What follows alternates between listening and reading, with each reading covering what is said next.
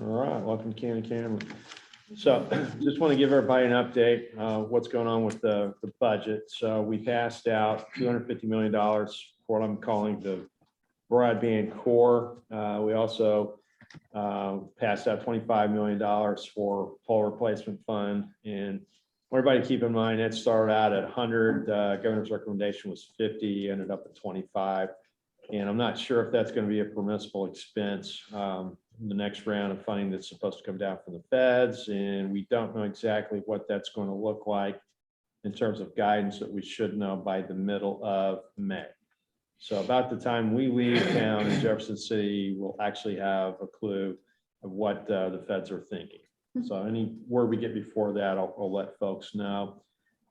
Did want to also emphasize, I've got a bill, it's HB 2638. It's basically the omnibus for we call them guardrails for the broadband fund itself. So we're putting a lot of money into that fund we have never done before.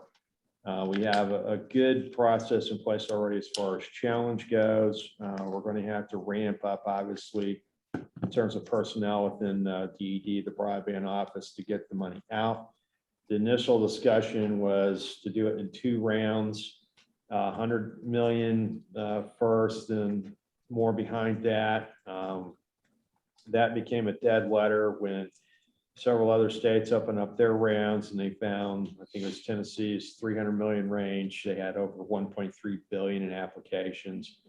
So actually got to quote Ricky Bobby on the floor that if you ain't first, you're last. And that's what we're looking at as far as getting out there, engineering these things, scoping them, and folks as providers trying to get out ahead of this tsunami that's going to be coming at us. And keep in mind, there's more money behind that. Could I ask a question real quick, Representative Reed? Yes. It's really for the DED folks, but you mentioned the hiring that's going on. A lot of that, I guess, obviously associated with the grant money that's going to be flowing, but I know they've shared some other positions. The only question I have is I'm trying to talk with other people that might have interest in those positions. The question I keep getting is whether those are considered longer term positions or if they're just associated with the grant money for the next couple of years. Can somebody speak to that? I just want to be able to answer that question for people when I'm trying to find people to take those positions. DED folks take a crack at it first. Yeah, I can speak to that. So as you're probably aware, in the state of Missouri, well over 50% of our people could retire. So the feeling is that the positions, obviously broadband's not going away anytime soon. And we had a number of positions that have not been backfilled over the last several years.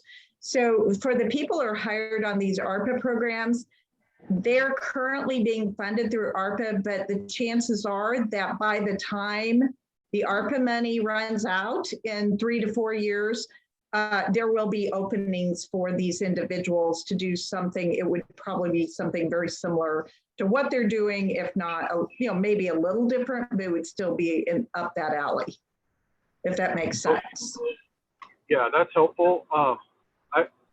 I know obviously you can't ever make guarantees to people, but it might be helpful to put something in the advertisements that we've been sharing.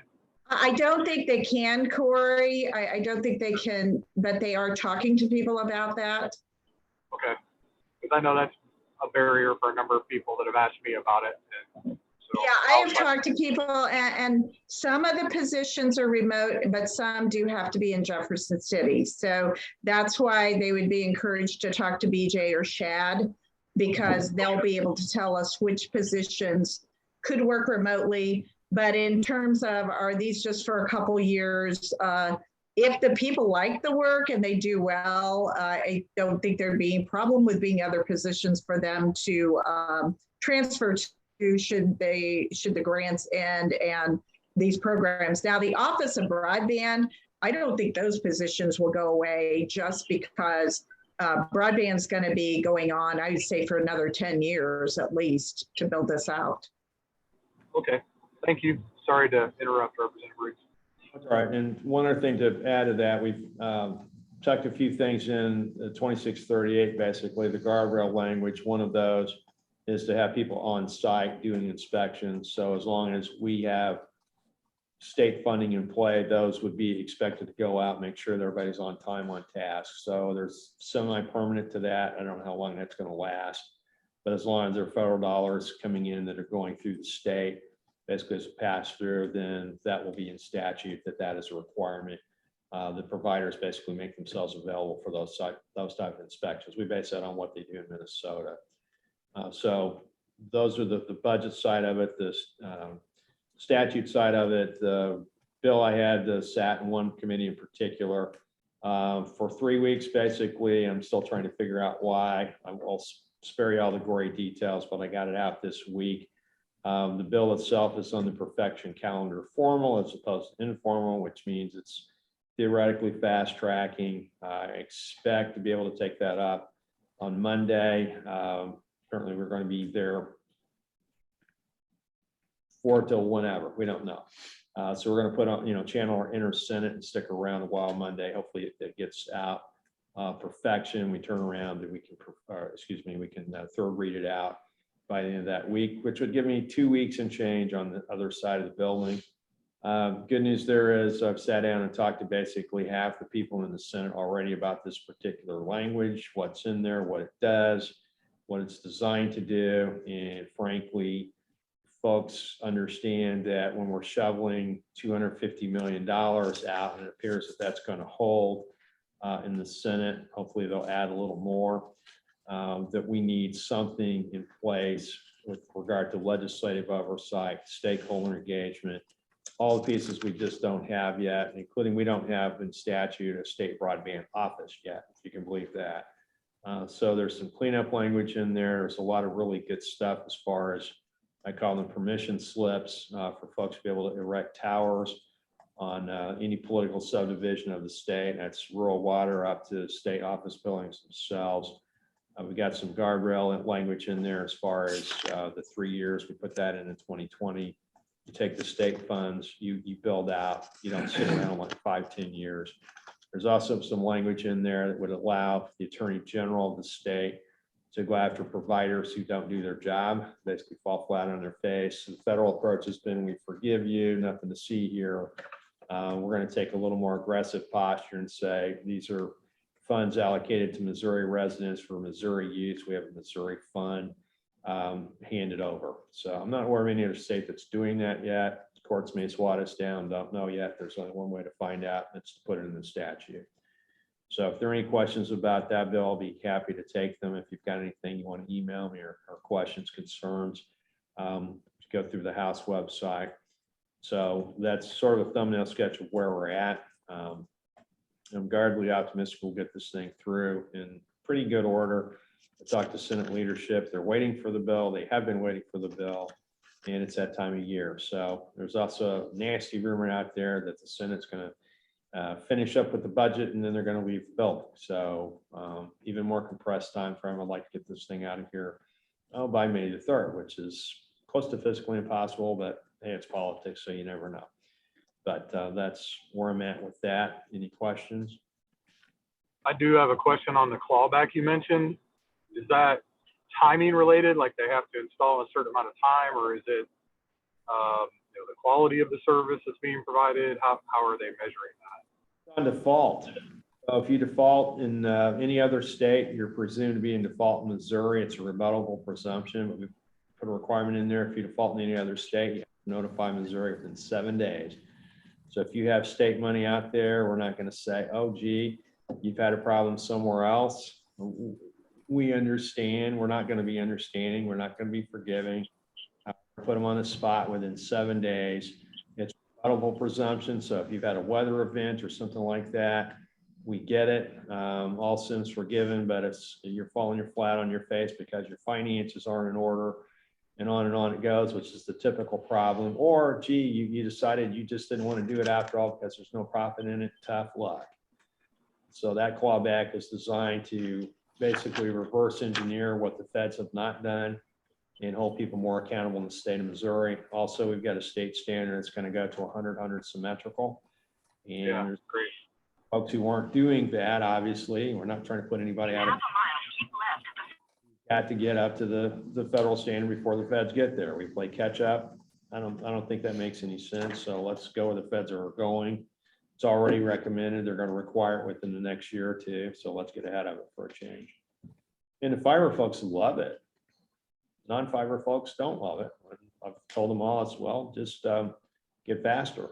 That's what the world's coming to, and y'all need to be part of it. So not a lot of love for folks who aren't up to 100 yet, but they're getting there. Representative Riggs, just real quick, I got, you said that you guys have included 250 million for rural broadband expansion. Then you mentioned 25 million for something else, but I couldn't get it all. I didn't catch what you said. So the folks who are engaged in build outs where they're doing aerial on poles, pole replacement fund, 25 million to go to that. Rather than adjudicate it one pole at a time, there's a fund out there for folks basically to stick their hand in. We're going to make sure they don't double dip through the application process, so you can't count it twice. I've already got that understanding with the DED, but that's designed to facilitate, the process, so we're not sitting there holding things up just because we can. Okay, any others? All right, let's go ahead and do reports from folks, and I think we had one join us. Yeah, Michelle, do you want to introduce yourself? Yeah. I'm Michelle Gillespie from Northeast Missouri Rural Telephone Company. Awesome. Thank you so much. You're welcome. So let's go ahead and just start reports. And we'll start again. Yeah, Denny, you want to go first on your report? I really don't have much to report. Sheridan Valley seems to be marching along. They got their plan submitted. I don't know how much money they're going to end up with, but it looks very promising. Right at $1 million. Yeah, I think it's right around $1 million. So it's good to see that. You guys are slinging stuff all over. You're burying it. We are. We have a lot of stuff going on right now here and multiple projects here. Marion County. Yeah. Multiple. Yeah, Sheridan Valley's just out there every day. Good weather, bad weather. Let's see, Amy.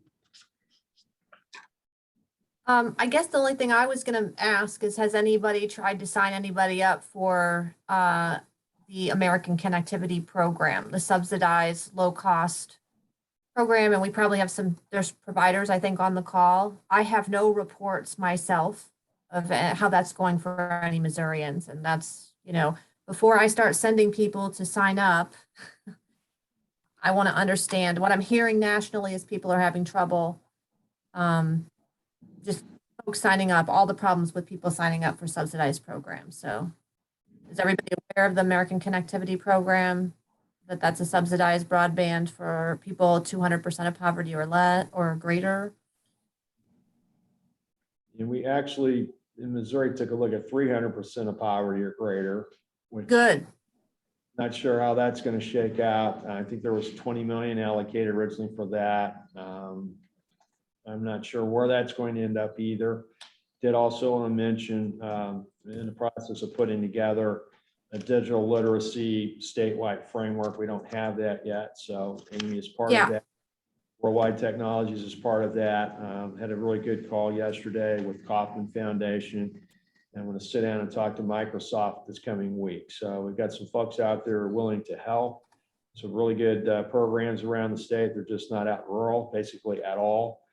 And, it's trying to get the best practices folks engaged. And also should mention 2638, the omnibus bill has the ability for folks in every congressional district, consumers, providers, and basically folks who are in this particular space with digital literacy inclusion to be able to be part of that broadband council. It's 29 members. Governor's folks don't like it because they don't want to do all those background checks. I don't care. So you can quote me on that. Needs to be all congressional districts, and we need to have a good, cross representation from all, strata of our society. So their proposal is to narrow it down to about, 4. I'm like, it's not the Conservation Commission. So we're not doing this. So nice try, but I don't think they're gonna veto the bill over that. I'd be really shocked if they did. So just between us, don't tell anybody I said that, but they can make all the suggestions they want. I just don't agree with that one, so. That Provider? sounds great, Representative Briggs. Sure. Just some of the stuff we got going on. Marion County bill is underway. We'll start the rest of the rural once the NTIA is granted, of course. But we are out here at 168. We're going to take care of those 3 subdivisions down there. We're also going to be taking care of Curtis Creek. Not Corey. Yeah, we're not his area. Yes. We've also started building the downtown area, which is going to be an extensive build, with all the rock and all the businesses down there. We should be able to cover here soon, hopefully. And then we're also starting north of 36th in Hannibal, which that's out there, or so Corey's area. So then the Palmyra build is started also in the rural areas. So we have a lot going on. Hopefully some more as the year progresses. So. Guys, I'm sure we'll be applying when we get the Yes, final, definitely. and that should open up in July. Yeah, I'm sure we will. So we're gonna try. Amount to be determined, hopefully 250 million minimum. All right, other providers? Still out there, Michelle. Providers, if you want to let us know what you're up to. Hi, this is Renee Reeder again. I couldn't hear Darren very well, but I assume he was telling you what Sheridan Valley is doing. So I will tell you what Finks Fiber is doing. We are awaiting release of environmental clearance on an 81 square mile area in Audrain County, and the Audrain County commissioners are familiar with that area. As soon as we get that release from the government, we have Osage Tribal or Osage Nation Tribal that's kind of being a thorn in that process. As soon as we get that going, we'll get that construction started. We've got all the inventory and everything, so the supply chain is not going to be an issue. In the Reconnect 3 round on the USDA grant that we just submitted, we're all currently in the challenge window process, but we have applied for another grant that is about 465 square miles that is in Audrain County right up to the Monroe County line and over around Montgomery County. We hope that we don't have the environmental challenges in that application as we did in the first, but as soon as we get those things going, we've got inventory ordered. I've had fiber ordered for that grant application that's in the challenge window since June of last year, and I hope to have it by January of 2023. But it's, we plan way ahead, so we should have it in time for construction. And that's about it. Environmental, talking EPA, DNR, both? On the environmental holdup? Yes. No, SHPO cleared us because we're only going to be working in the already disturbed right-of-ways, but Osage Nation has interfered with a lot of companies around the nation. They want us to, in one case, they wanted a tribal archaeologist with every plow crew every single day. In our case, they were arguing to have a shovel test done that was going to add a few $100,000 to a $5.5 million project. But again, we're working in a already disturbed right-of-way, and we're not going to be disturbing any other lands. So we're just waiting on USDA to tell them that, hey, SHPO's approved it, we're going to let them move forward. So there's a lot of red tape, I've learned that you have to be patient, and I'm not a very patient person. I want to get going, I want to build it, and I want to get people connected. I'm just shocked SHPO actually did its job, so you made my Friday. Well, they cleared it without any issue, so. So I'm curious, as not a provider, On any build out, do you have to do an archaeological survey when it's greenfield? If there is federal dollars, you are always subject to environmental clearances. And the tribal nations, if they have any burial grounds or anything in that area, they typically step in. I quite frankly don't know what they'll try to do with these state dollars. It'll be interesting to see. Interesting. Hopefully nothing, but since the dollars originated from the federal side, I feel like they'll try to use that as a loophole, but that's just my opinion. So I don't have any foundation for that. Michelle? Hello, we're in Northeast Missouri. We applied for the Reconnect grant. This Reconnect 3. We're planning on constructing 402 miles of fiber in the Downing Exchange, Rural Milan Exchange, and a few miles in rural Kirksville. And like Renee said, we're still in the challenge process until the end of the month. So I'm not sure when they will announce those funds, and we're getting ready to construct fiber in our RDOF 1 census tract that we received in rural Kirksville. This is Namer. Who is this? Michelle from Michelle Gillespie. And Michelle, remind me what company you're with. NAMER, Northeast Missouri Rural Telephone Company. Awesome. Any other providers? All right, who's next? Abner. You call on me? I did, sir. Okay. I'm looking at your last report. You said that you recently met the USDA directors and asking them planning to change the way RDOF operates. The USDA director replied that they weren't. If that's the case, we're not in for a very good outlook on $5 billion that's about to be awarded again, because in the last round, $5 billion was still on the table. As you know, in the last round, we came out with a lot of lower level services in regions where we have really hilly country. And so coming out of what we're involved in with our budgets right now, coming out of there pretty quickly, we should begin to focus more attention down that trail, because we've already put up some pressure, and all states have been involved on making sure that those formulas were changed. And here we are getting the same report on a tremendous amount of money. And so if we were to get what we normally get out of those kind of biddings of $5 billion, we get about 4%, it'd be 200 million again coming to Missouri. And we've been dissatisfied with the way those funds have been allocated. So that's been part of the concern going forward with the funds that are coming on with 65 billion right down the road, right around us. If we get 4% of that, then we're somewhere around $2.6 billion coming to the state. So put those two numbers together, it's almost $3 billion coming to the state.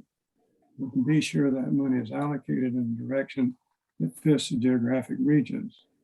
And we didn't come out too well again. In the first round, 69% went to an outstate provider of fixed wireless. In the second round, it came in, it was better than 50% in the same area on the low end side. So it looked like we were up against again. As soon as we get through the budget process, we probably need to start turning some attention in that direction. That's why the state statute we're working on is designed the way it is, to not make the same mistakes that they make at the federal level. So yeah, I did talk to the USDA director, point blank, are you going to change it?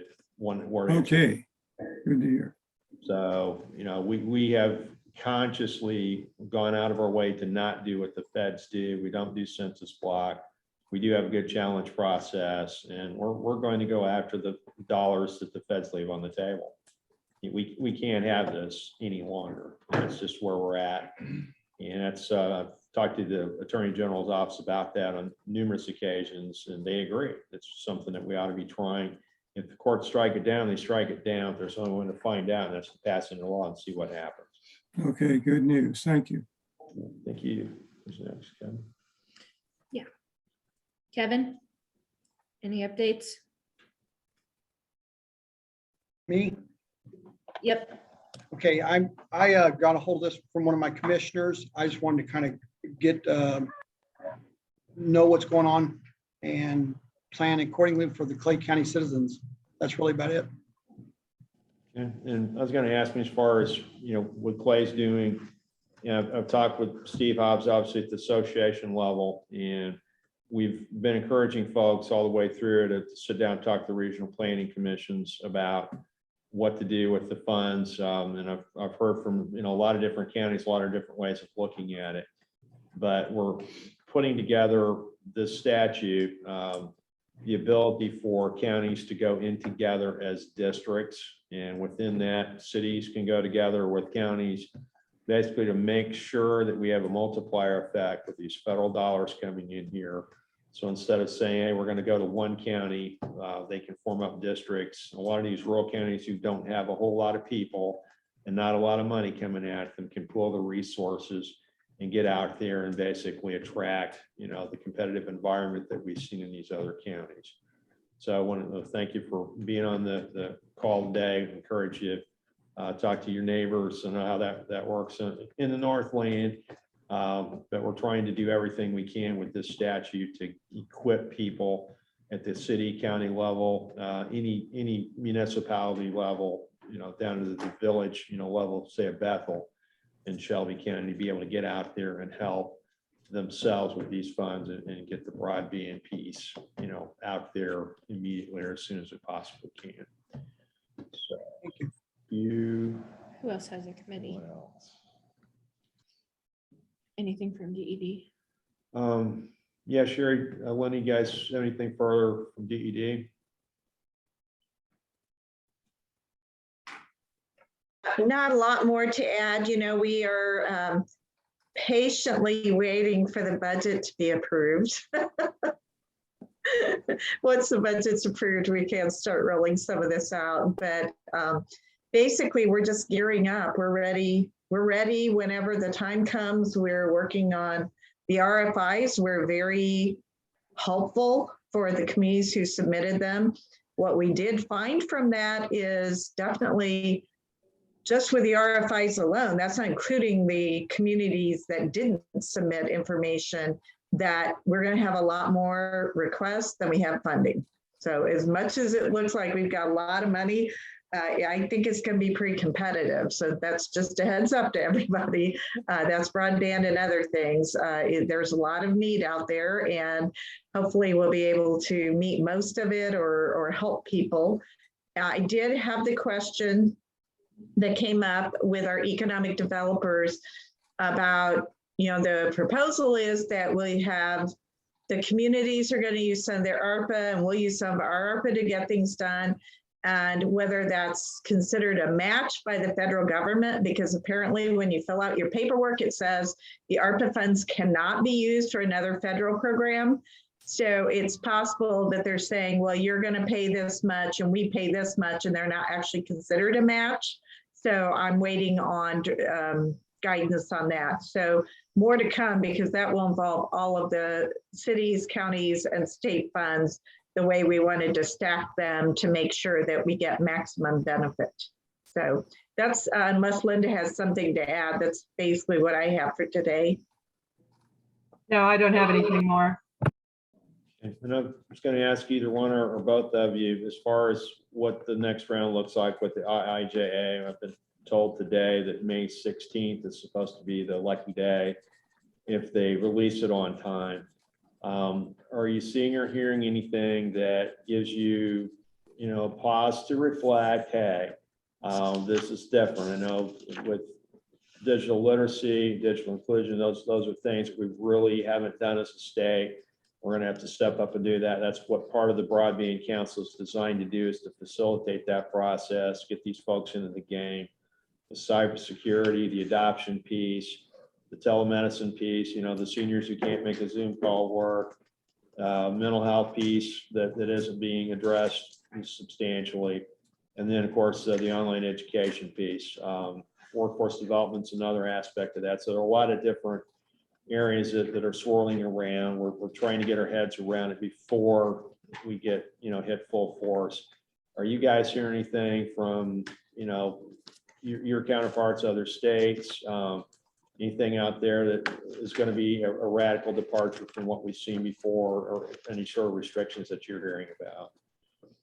Nothing that I'm hearing. I have heard some states have already allocated funds, and they were ahead of us in terms of distributing, but I have heard some of them have already been told that some of the funding that they have already administered is not going to be allowable.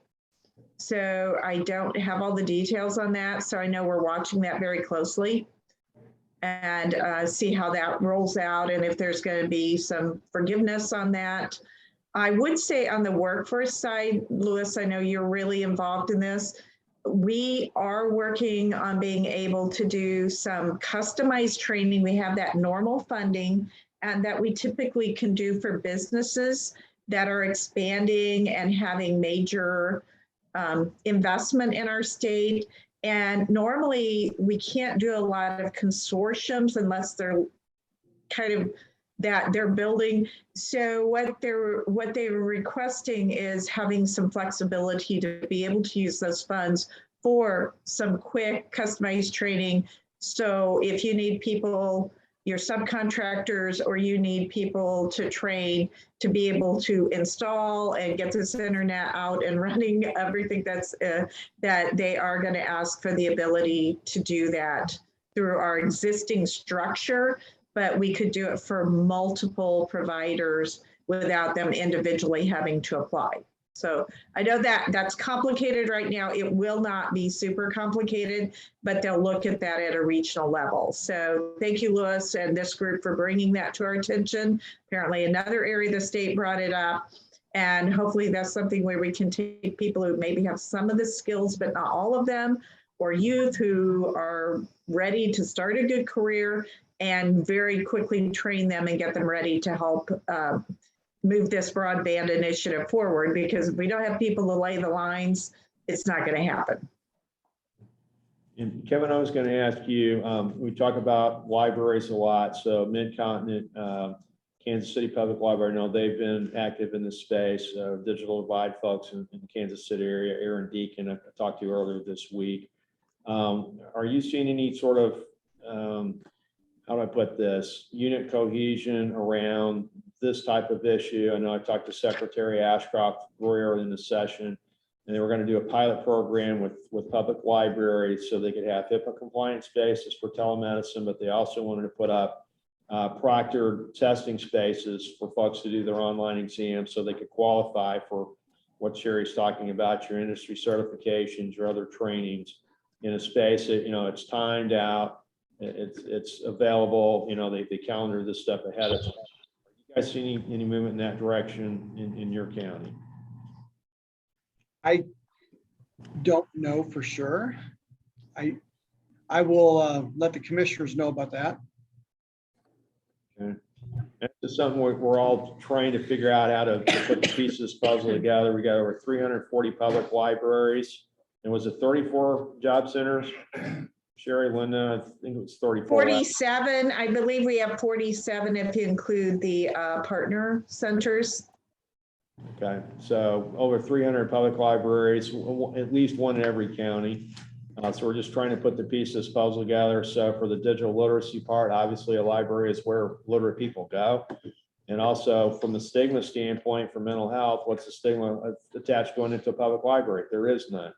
So there's some pilots out there. I'd really like to see us do more with that. The digital literacy number, the governor recommended was 30 million. That did not survive the House. I do not know how much the Senate plans to put in there, what's going to happen with that at conference. I do know there was talk of as far as the matching funds for EBB extension, ACP. Not sure what that is going to look like at the end of the day. We've had some other things that have propped up, and frankly, it's spending a whole lot of money over there that isn't going to go over well with the House conference folks. So hopefully that stuff didn't get caught in the middle. But there are funds out there that have been requested by the governor. I just don't know what that's going to look like until basically May 3rd. So by the next time we have one of these calls, I'll know exactly what it looks like. But at this moment, it's all up in the air. And the patiently waiting on budget is always a hoot. I sit on the budget committee, and all the department folks come in when it's turn, and they sit there like the deer in the headlights because they're waiting to see who's going to get it in the neck next. And some of them all got really happy, some of them not so happy. And it's that time of year where conference kicks in. It's anybody's ball game.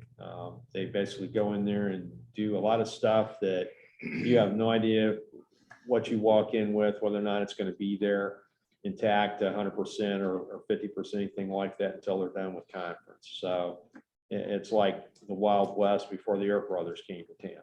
So if y'all want some real entertainment, watch those budget hearings. So Louis, I would add to that, I have talked to several counties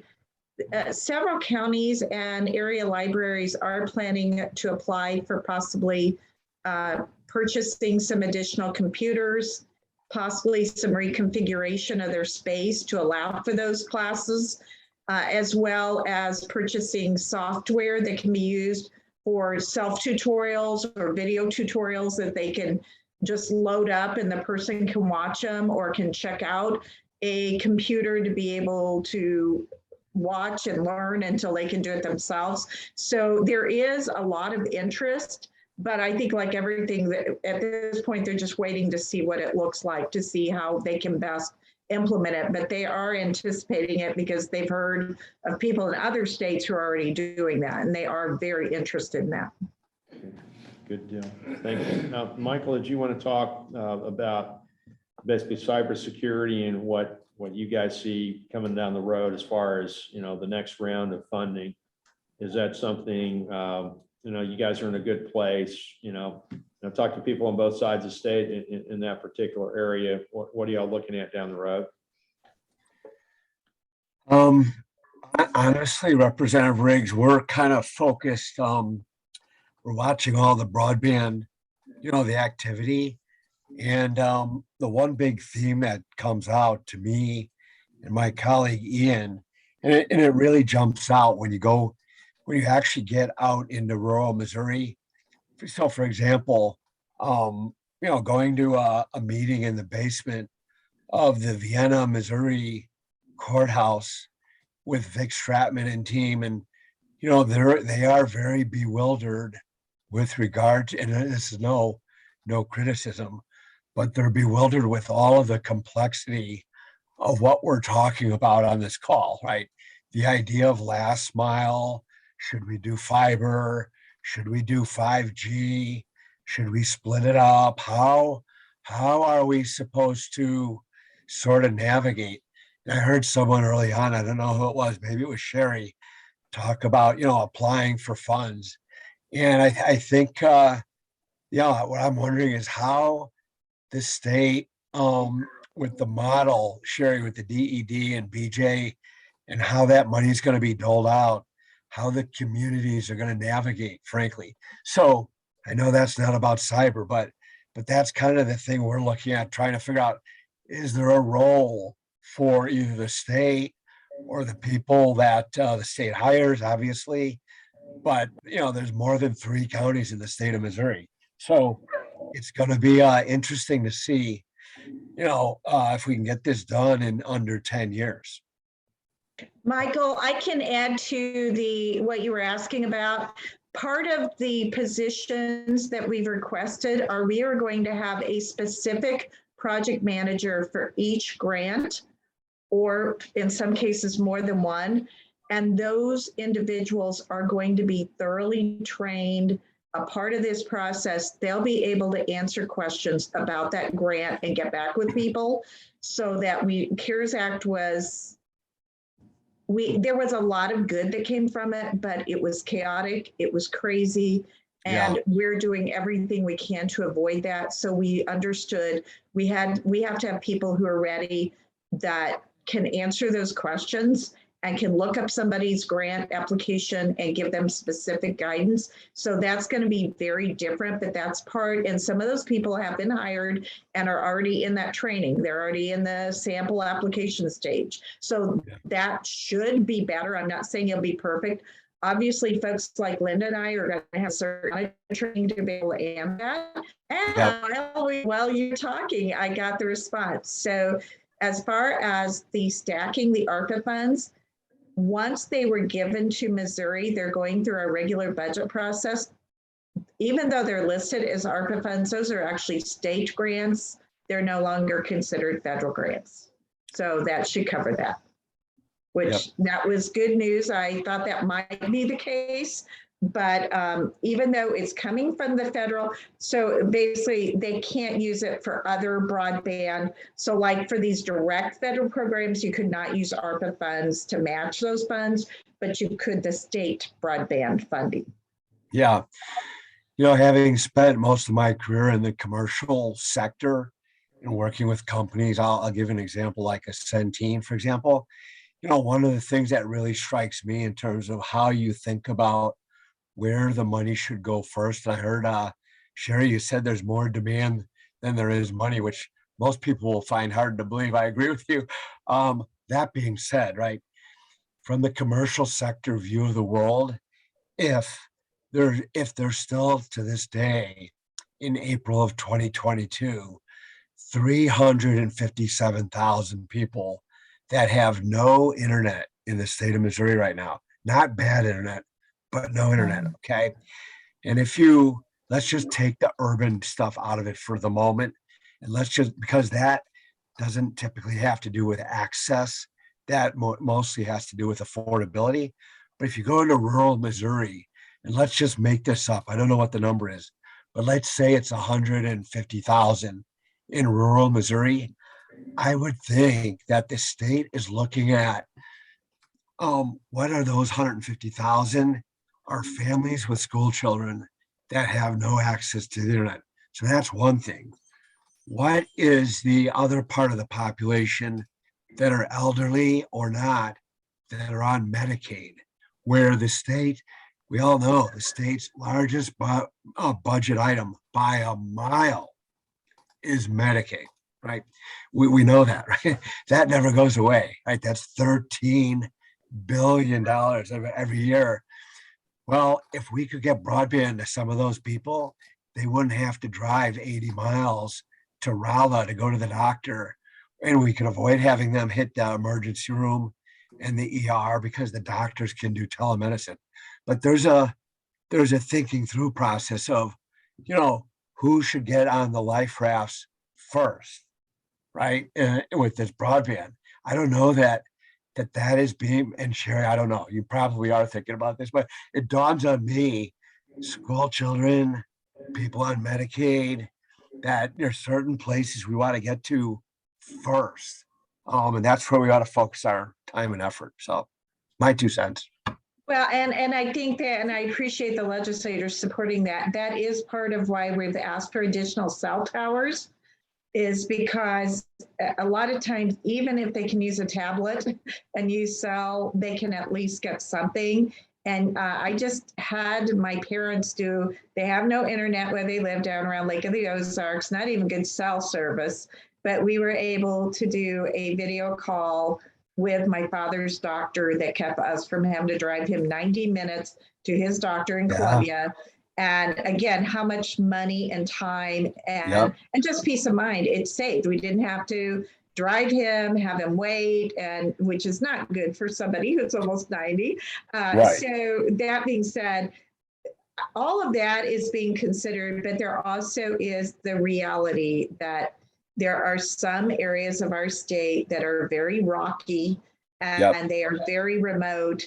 And the reality is we probably can't spend $80,000 to run internet to 1 or 2 homes in that area. So what we have to do, we're looking at multiple ways to distribute this, but also obviously looking at the biggest bang for our buck.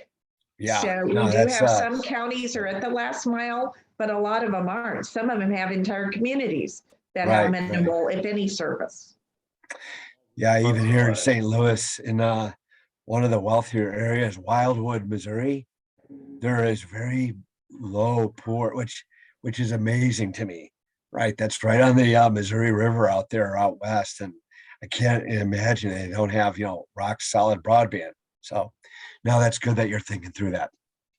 And I want to piggyback onto that, and the answer is like in 4 different parts. So DESI has done a gap analysis. I haven't seen the results yet, so I assume they're collating it to exactly that point. Where isn't it?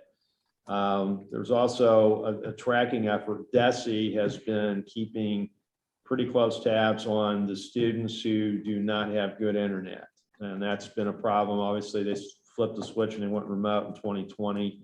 It's still a problem because we had a lot of hotspots out there that just flat out didn't work. Missouri Municipal League, MACOG, the RPCs, and the Missouri Association of Counties are all basically looking at these very issues as far as how to educate their members. And last and certainly not least, we've got a provision in the bill. I've talked about the omnibus. We call it vertical management, to enable folks out there at the school district level, at the building level, if you want to put up a tower, put up a tower. Basically, it's a permission slip for folks who are going out there want to do public-private partnerships. You can do that. That would be conservation areas, it would be state parks, any state-owned property at all. That would all be subject to that particular bill. And what I always hear is, well, it's not in statute. Like, well, now it is. So quit making excuses, get out there, talk to these providers, talk to the JRs of the world, you know how to make this stuff work, and get out there and strategize around how you're going to cover every acre of these farm fields, but every one of these households in these places. And I have talked to people from Wildwood, and it's interesting that that's a problem where they're at. It's also, we did a town hall in Hazelwood, 25% of Florissant doesn't have good internet. So we're finding this stuff out. The more we look in these corners, the more stuff we find, and the more unpleasant it becomes. But it's something, it's money will help, but at the same time, we need to be strategic about how we spend that money, and that's something we're really trying to do this year with General Assembly. So I'll be sitting down talking with providers on Monday over at Farm Bureau, and we'll put the finishing touches on what we do legislatively. But for now, I want to be, sensitive to everybody's time. We're pushing up against 3 o'clock. Is there anything else anybody had not added yet that they wanted to get in there for the good of the cause? If not, thank everybody for being here. We'll try and do this again next month. We'll have a lot more, basically definitive word as far as what the finances look like. Gap analysis should be released by then. The Fed should give us some more guidance on the next round of funds coming through. And hopefully we'll have some really good news report next time. So until then, thank you all very much. We will see you. Enjoy this nice weather and hopefully get some sunshine without rain so we get our crops in. Thank you very much. Thank you all. Thank you.